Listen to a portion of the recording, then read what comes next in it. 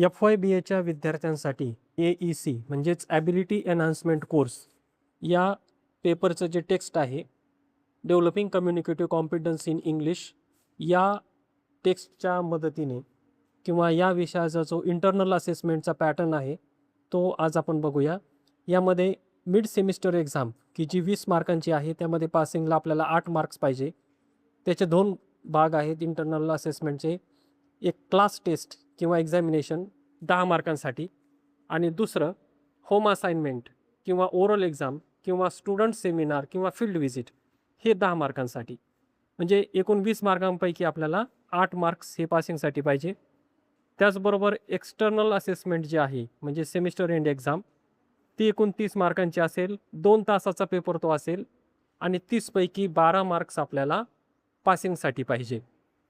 त्याचा जो पॅटर्न आहे, question number 1, write answer any 5.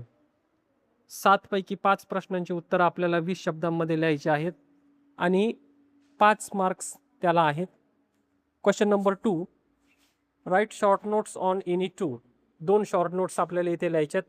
3पैकी 100 शब्दांमध्ये ते उत्तर आपल्याला लिहायचं आहे, त्याला 8 मार्क्स असतील. Question number 3, write answer any 1. 2पैकी एकाचं उत्तर आपल्याला लिहायचं आहे 150 शब्दात, त्याला 7 मार्क्स असतील. आणि question number 4, write answer any 1.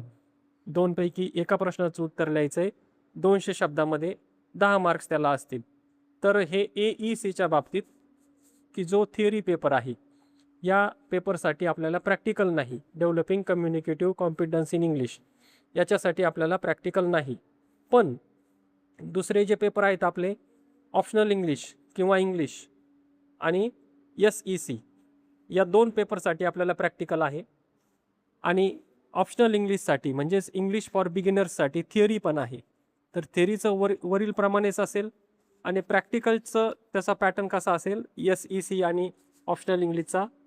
तर इंटरनल असेसमेंट असेल 20 मार्कांची, 8 मार्क त्याला पासिंगसाठी आपल्याला पाहिजे.